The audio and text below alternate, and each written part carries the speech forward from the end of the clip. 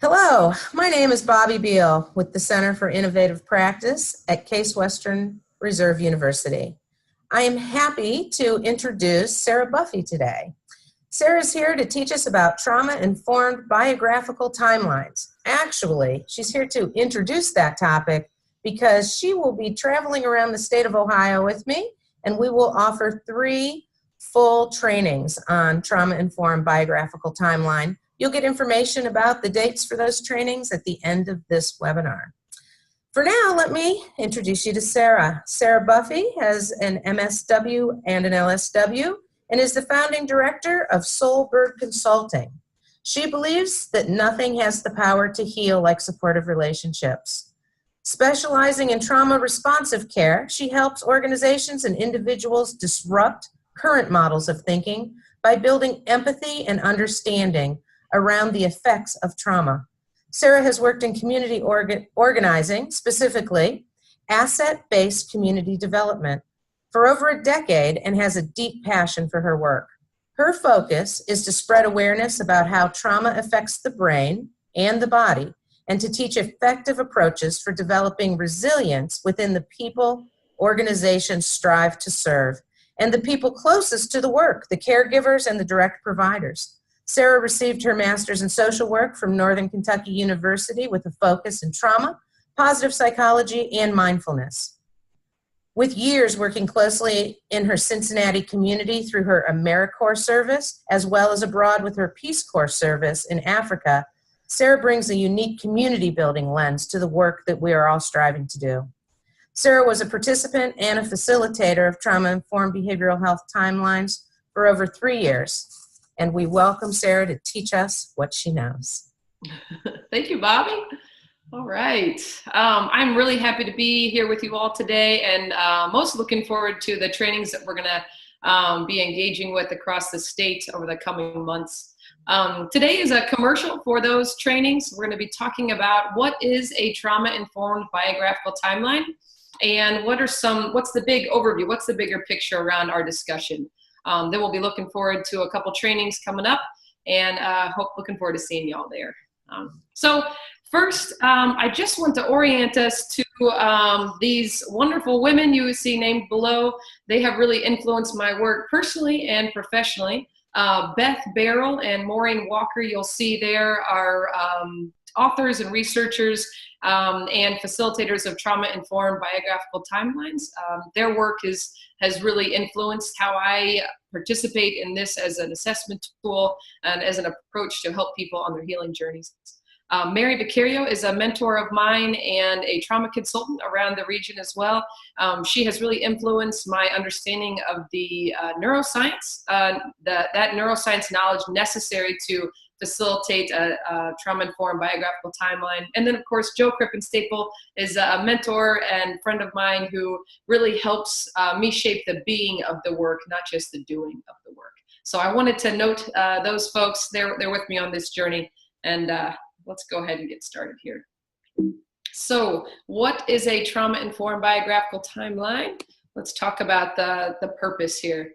The purpose of this as an assessment tool, as an approach, is to grow our understanding about not only who is this person now, but what have they been through? What experience have they had, challenging or otherwise, that have influenced how they're able to show up in the world today. So we're really looking at who is this person in context of their life experiences. What do they need to be to facilitate their healing journey, and what will it take to meet their needs?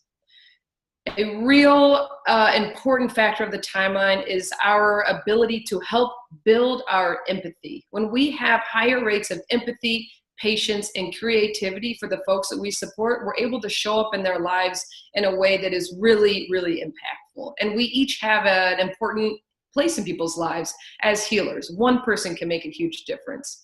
The timeline process really helps bring the team together and help us look at not what's wrong with the person, but what happened to them, what did they do to survive, and how can we help them on their journey. The key factors of the whole timeline process is to really look at building resilience that can lead to healing, not just focusing on what happened to that person, which is a key part, but also how can we start to recognize resilience and build on that as we join people on their journey. I do want to note this from an article Beth Barrell wrote a while ago, back in 2001. What I think is really profound about her article is she opens up with saying that she's hesitated in writing about this because when you put pen to paper, it has, there's a risk there. And she says it's a risk of deadening a living event. The timeline process is a living document, it's a living experience. It's not just about the structure of the timeline, but of all the ways, all the preparation we do and all the follow-up as we're joining someone. And she says the quest would become, this she's referring to talking about writing about the timeline.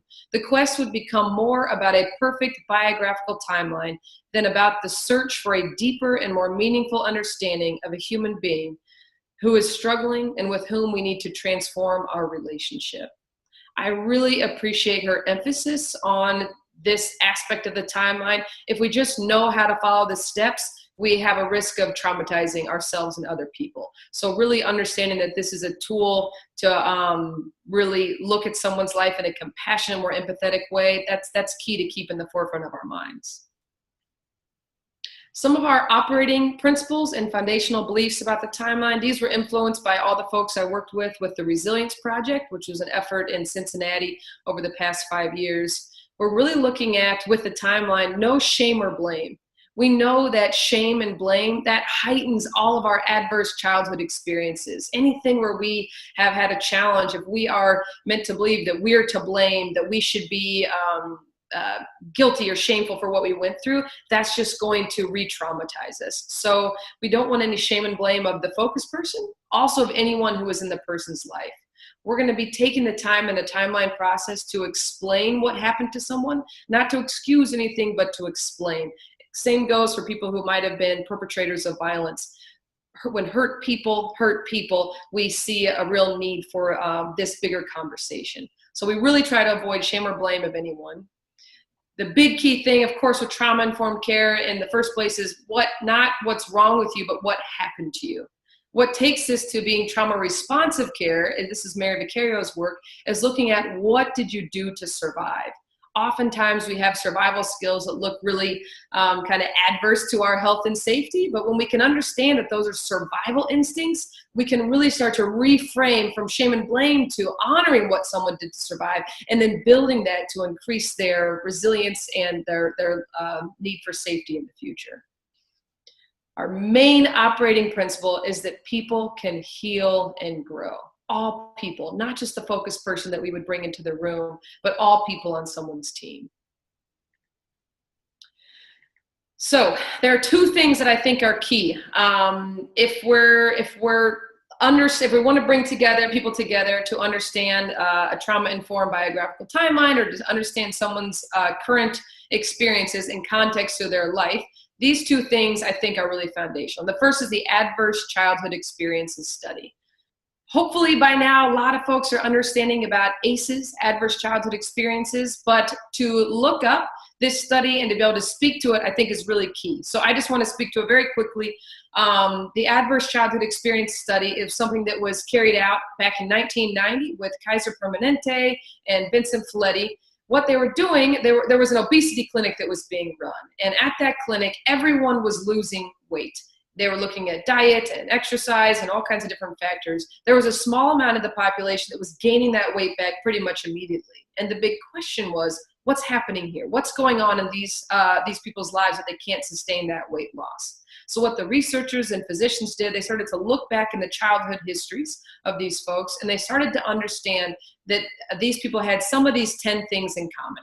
They had experienced some sort of physical, emotional, or sexual abuse, some sort of physical or emotional neglect. They had grown up in the home with someone who had a substance abuse issue, someone who had a mental health issue, they weren't getting the proper care. A parent or caregiver had gone to prison, parents were separated through divorce, or somebody had witnessed domestic violence to a stepmother or mother. what this researchers found out is that with these adverse childhood experiences, if you had any of these in childhood, they had direct adverse health outcomes in adulthood. People with higher ACEs had higher rates of diabetes, cancer, heart disease, stroke, emphysema, all kinds of different issues that if we look at from a symptom perspective as adulthood, we might not start to overcome those adverse health outcomes. When we start to look at the root, what might be causing some of these different adverse health drives, right? These, what we call high risk health behaviors. When we start to look at the root, we can start to go towards healing, not just addressing symptoms. So there's a lot of research that's been done. There's a lot to look up around the ACE study, but what we're looking at in the trauma-informed biographical timeline is what adverse childhood experiences did someone experience? How does that affect the brain and body? And how can we start to grow our understanding and empathy, not just shame and blame people for what we're seeing now in young adulthood or adulthood? That was a very quick overview. There's all kinds of Googling that can be done to understand the ACE study, but that is really foundational for our knowledge. The next thing that's foundational is the hand brain. So Dan Siegel, he dubbed this whole understanding the hand brain, and there are hundreds of YouTube videos out there that talk about this brain, but this is something that I like to explain at the beginning of a timeline process, just to ground us in our conversation, because I'll use it a lot as a facilitator. So just to do a quick review here, again, you can go Google this all day long, but if your hand was a brain, the first thing to develop in utero is your spinal column. And this is in charge of, this is our information superhighway, right? All the information coming from our brain sent to every other organ of our body is sent through the vagus nerve, which is housed here in the spinal column. The next thing to grow is our brain stem. So the brain stem is in charge of everything we don't think about. So this would be our consciousness, right? That would be thinking. What we're looking at here in the hand brain and the brain stem here is everything unconscious that keeps us alive. So breathing, digestion, going to the bathroom, arousal, right? Anything that's keeping you awake right now during this webinar, which is certainly not me in this beautiful PowerPoint, right? All of that is happening from the hand brain, from the brain stem.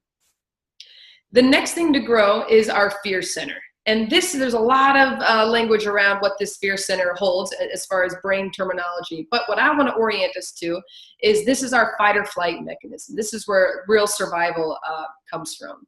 What you need in 0 to 18 months for your thinking brain to grow online in a way that's helpful for you, first you need a sense of felt safety. So you can be safe but not feel safe in your body. If you have a sense of felt safety, your brain can grow the attachment neurons, which allow you to attach to other safe people. If you can grow the attachment neurons, you can grow the regulation neurons of your brain, which help you regulate your mood, right? If you're really anxious or having a hard time, you can help your regulation centers help you bring that back to baseline. If you're having a hard time, you're lethargic or feeling signs of depression, right? If you know how to regulate your moods and emotion, you can have the tools to help bring yourself back up and be ready to be present for the day. Again, this is really high overview here. What we want to understand is if you don't have felt safety, your brain will not grow the attachment neurons because it doesn't want you to attach to unsafe people. If you can't grow the attachment neurons, you don't grow the regulation neurons of your brain, which means that we can't regulate our moods moving forward. If you don't have safety, if you have safety, attachment, and regulation, your thinking brain can grow online in a way that's helpful for you. This part of the brain has to do with consciousness, right? This has to do with consequences. Language is housed in the thinking brain, understanding, executive function, right? So executing action. All of these things are coming from the thinking brain. When we're triggered, when we're having a tough time, or we have our senses are overwhelmed and reminded of past traumatic experiences, our thinking brain will flip offline and we go straight into survival mode. We don't need to think about how to outrun our perpetrator. We need to react. We need to feel through that emotion. So again, this is where that comes from. What happens is if you have complex trauma, right? If you're having those negative, really adverse experiences in childhood, and your fear center is on high alert often, real threat and perceived threat are read as the same. You can't discern between the two. And so what we see in a young adulthood or adulthood is people have certain behaviors that are confusing or challenging to caregivers. And a traditional model is to say, no, stop, don't, calm down, right? There's a power over approach based on our own fear. When we start to understand the hand brain, right, and how trauma affects us, we see that people, if you say no, stop, and don't, that'll throw the thinking brain right offline. That feels like power over, and it doesn't make us feel safe in our body. What people need to get their thinking brain back online is a sense of felt safety. So we have to connect with people before we can correct. What we look at through the timeline process are ways in which people maybe have experienced situations and they went offline and they reacted to a situation that might not have been the most helpful or safe in that situation, but we can understand that they did that through survival, not because they were just being bad or having a behavior. I call that the B word, right? We see this a lot and we develop plans about how to manage behavior, but that doesn't help people heal. We have to start to figure out how can we help people feel safe enough to get their thinking brain online to carry out their life in a way that's safe and fulfilling to them. So those are two quick overviews. I would really encourage people to Google the ACE study and the hand brain to start to get a deeper knowledge on that. But it can be helpful throughout the timeline to orient people back to this understanding if we have that foundational knowledge. All right, two other things to remember when facilitating the timeline process are implicit memory versus explicit memory.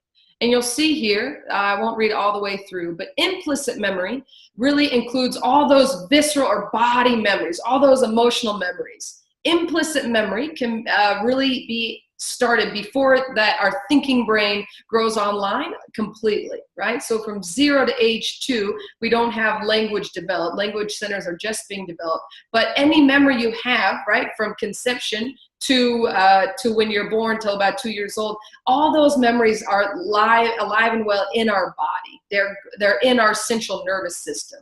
We used to think that trauma was just a brain thing. If we could talk about it, then we could heal it. But now we know that trauma is a body thing, right? And a lot of those memories can come really early on.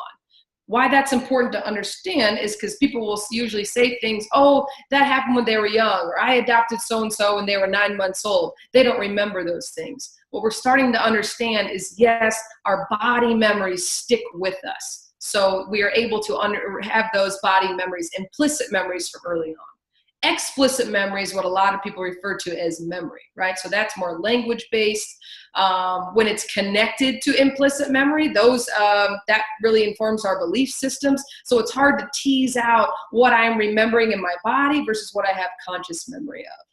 This is language from Mary Vicario, but I think it's important to remember as we're going through the timeline process to really explain to people what might be an implicit memory, right? That we might not have language attached to versus explicit memory that we can actually communicate about. All right. So that was a lot, just kind of fired at everybody. What I would like to do is just take a moment, wherever you are listening to this webinar, if you could just take a moment to, we're going to take a breath together, try to breathe from our abdomen, not our chest area here. We're just going to take a time to notice what's coming up for us as we're entering into this conversation a bit deeper.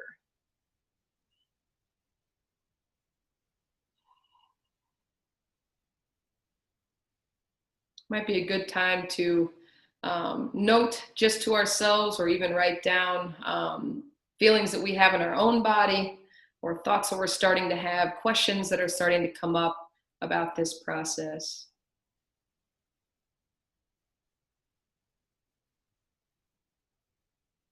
And just orienting ourselves to the bigger picture of a trauma-informed biographical timeline is not just the doing of it, but also the being of it. And it will be important throughout this webinar, throughout our training time together, and the actual process to really take time to sit and notice what's coming up for us so we can start to digest everything that we're talking about. So we'll just take one more breath together before we move on.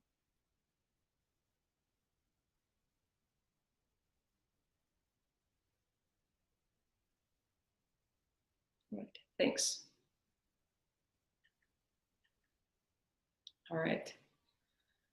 So with the timeline, there are what we would call hard and soft skills, right? Hard skills being the practical knowledge and specific actions we take to facilitate the timeline and to carry out the different action steps. Action steps being based on our understanding of what helps people on their healing journey. So building resilience factors, any trauma-informed training that you've had, you'd want to implement these action steps as we consider how do we help people on their healing journey.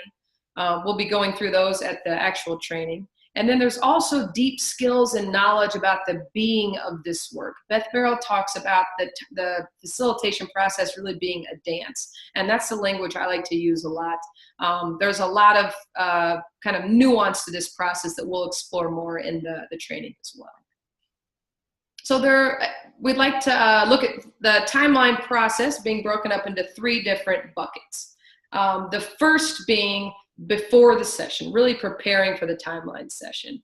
So some of the practical skills about preparing for the session are first, when considering the person you are going to do a timeline on, right? Usually this is a person who everyone on their team, their family members or the support providers, caregivers are kind of confused on how to help this person. If you find yourself saying, man, I just don't know how to support John, that would be a great candidate for a timeline because oftentimes we've got some missing pieces.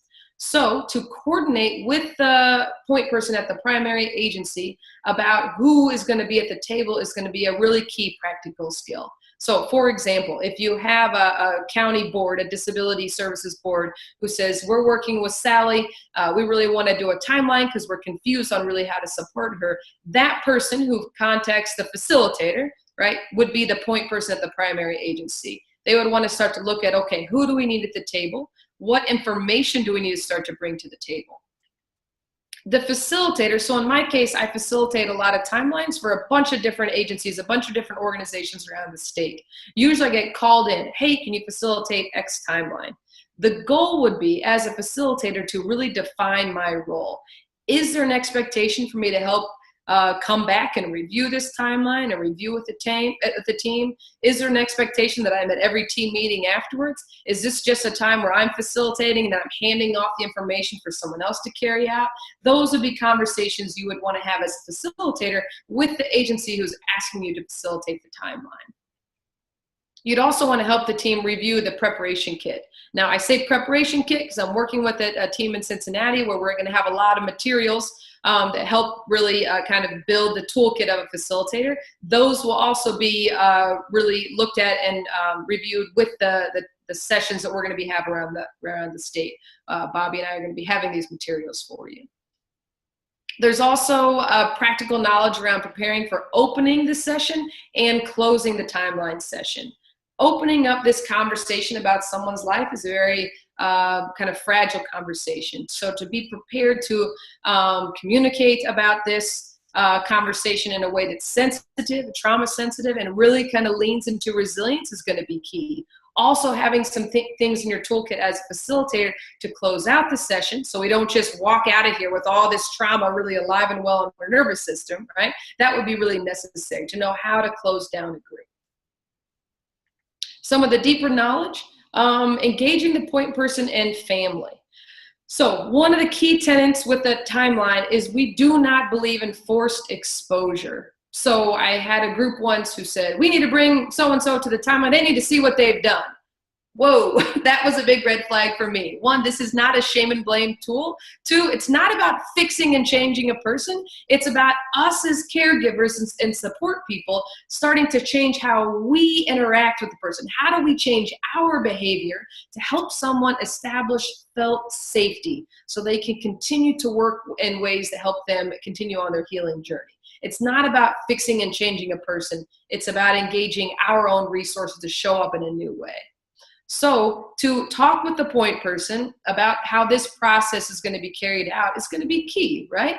Informing them of, we're going to get together so we can start to understand how to support you in a new way. There's a lot of nuance around this conversation. There's especially nuance around the conversation with the family, if the family's involved. The family is welcome to come to the table. If they decide it's too painful to sit through that process, we want to honor that, and we want to gather any information beforehand that they would want to be brought into the timeline conversation. We want to make sure their voice is heard and honored. So there's a way to gather that information in a trauma-sensitive manner, to really take time before the timeline to get those different stories, not necessarily with a clipboard and a pen, but really engaging the family in that storytelling to help them feel heard and seen. And also offering support. If a lot comes up, do we know the resources available to that family or those caregivers that they can lean into after we have this conversation? We know that healing happens in relationship, and oftentimes it's not just relationship with those who are close to us, but also people in the community who can support us on our journey. As a facilitator, I want to start to make a map of how I'm going to use my time, because we want to make sure that we get through everything. It's really tough to have to stop a timeline right at the end time and run out of the room. I have been guilty of that. It's not a practice that I support, right? So we have to really be mindful in how we are going to show up and facilitate the process in a way that's going to be helpful for everyone in the room. So the next kind of chunk of time, so you've got preparation, and then you have the actual timeline session. The entire timeline is about charting the resilience and challenging experiences and coming up with ways, action steps when we leave the timeline session. A lot of times people kind of gather all the information and then it stops, and that can be really, really disruptive. We want to look at how can we help people moving forward, not just what happened in their past. So some of those best practices are starting to look again at practical skills.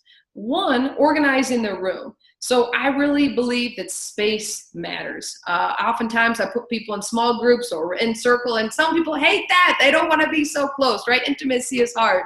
However, getting the room to be a little bit less clinical for me is key. We're holding people's stories, and it's so important to try to make the space as safe as possible. So putting the big paper on the wall and orienting the chairs or tables around that space is important. Try not to have too many gaps where we're just all over a big conference room. That can feel a little bit disruptive and scary. So space matters. Having the paper on the wall for the timeline already up in the room when everyone gets there, so you as a facilitator can greet people and help orient people to the conversation, can be really helpful. Opening process. Often I like to ask people to introduce themselves. What is their name? How do they know the focused person? And then what is one thing that they are passionate about? I always ask that because it takes us, we need practice orienting to what's positive, right? Our brain, our default is to orient to survival, orient to scanning for danger, right? When we can build the muscle of orienting towards hopes, towards passions, towards interests, that really helps us build our resilience, especially in the conversation that we're about to have. But each facilitator can come up with their own process. I wouldn't want to start with, hi, we're here, what happened in utero, right? That might be a first question as we get going towards a timeline, but we really want to open and start to build our community from the get-go. Again, guiding the timeline in a timely fashion is key. Usually we have about 3 hours for the timeline process to start with this conversation. I always tell the group that after 2 hours, no matter where we are in the person's life, I'm going to help close us out and shift into the action steps. I think it's really helpful to help people when people can walk out of the room with a specific action step. Otherwise, we're left with this big open, what do we do now sort of feeling. And I want to give a lot of time and energy to the action steps so we can start to build our team.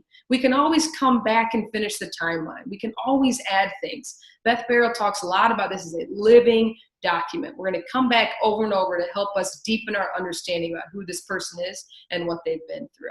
So orienting the group to time is really key. The action steps part of the timeline is, I think, one of the most hopeful pieces, right? We spend a lot of time understanding what happened to the person, but then we start to look at who are they, what do they need, and what will it take to meet those needs? These 3 questions help orient us less towards clinical approaches and more towards just ways of being human with other humans. And that sounds a little funky maybe, but we'll explore that in the training. How do we start to use plain language to show up in people's lives in a new way? This is important because if a lot of the interventions are clinical, then those of us who are not clinical think we can't help this person, right? I don't know how to jump into their journey, when each of us has an important role in supporting someone on their healing journey. Practical skill of closing the exercise is really key. Oftentimes we can go around and ask for what is a hope we have for the person as they can continue on their journey. What's one hope we're leaving with, or one gratitude we're leaving with? There's all kinds of different closing activities, and we're really going to rely on each facilitator to build up their resource around closing as they start to deepen their practice as facilitators. Some of the deeper knowledge around during the session. One, setting the pace. Again, we want to make sure we're gathering as much information as possible, but we don't want to dive too deep that we don't get enough information to really get us set on our path. So setting a pace that's helpful, but it also doesn't cut people off in the middle of their stories, right? So that's where the dance really comes in. When families or caregivers or folks in the room are starting to become physically distressed, one, we want to be alert to that. We want to not let that get into total crisis mode, right? So as a facilitator, I'm always watching to how people are responding. It also influences how much information I really dive into with the timeline. Sometimes as you're facilitating, you might want to connect some dots, but that connection might trigger somebody in the room. I might save that understanding for another meeting because this is a big, heavy process that we're taking people through. It really is a dance as you're working with the teams. So staying alert to those things, maybe taking times to notice, again, taking times to really just pause and think about what's really coming up for us as a group. Also, taking breaks is going to be really important. So noticing those as you go through the process, and then without any maybe shame or blame or pointing out someone specifically, but hey, maybe this is a good time for us to take a break. If anyone needs a glass of water or go to the restroom, just to give space for from what might be coming up during the session. There are tips and tricks on different questions or dots we need to connect during a timeline process. This will be explored further in the training, but there are ways to how do we listen for not only what is being said, but what's not being said. And these are things we'll dive deeper into.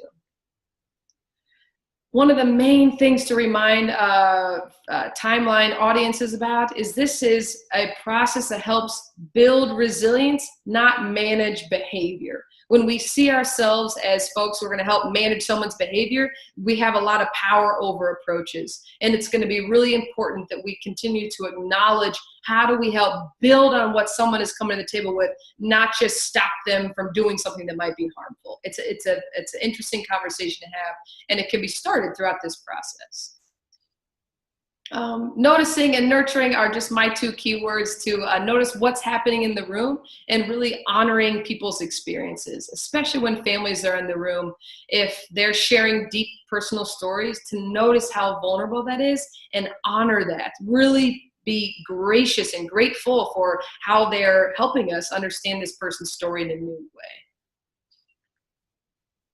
So you've got the prep work and you've got the during the session. The follow-up is really key as well. Otherwise, this gets set back in someone's file folder and lost in the conversation. We really want to make sure that, again, this is a living document. So after the session, as a facilitator, to offer follow-up on any consultation that might need to be done. As aha moments start to come, as we figure out maybe we forgot and left things out, to, if it's accessible to you, to be on call for how to follow up with our understanding of what just came up through the timeline.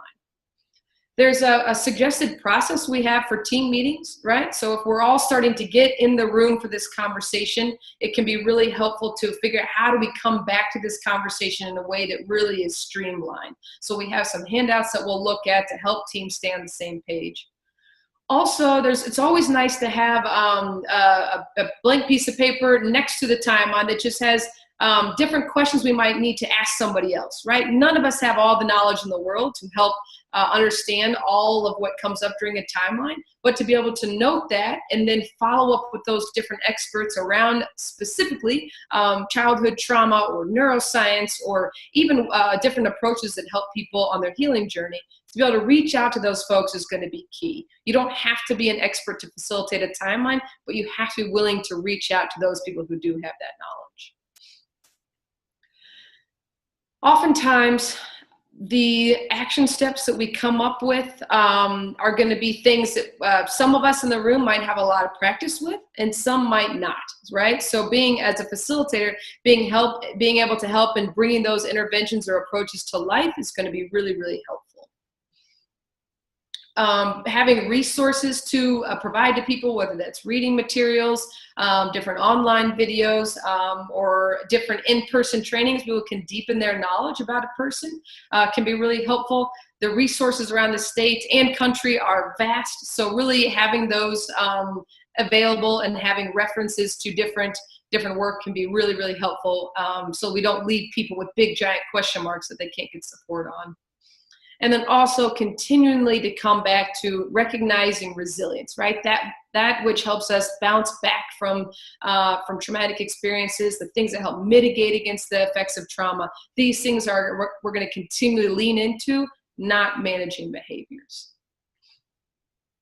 I really appreciate what Beth talks about towards in one of her articles. She says the timeline process can be a unifying experience for a team, helping members to clarify their mission and focus while building empathy for the person they're endeavoring to support. That is the real power of the trauma-informed biographical timeline. Those of us in someone's life in a caring fashion help shifting our way of being from a blame and shame model, from a confusion that it makes our thinking brain go offline, to really helping us all stay regulated and calm and able to show up for the person in a new way. Oops. All right. There will be a deeper dive into all of this information coming up in October, January, and March. Bobby Beal will be the point person to start to look at where those locations going to be happening. So we've got her contact information below. And I just really look forward to working with you all and seeing you at the trainings.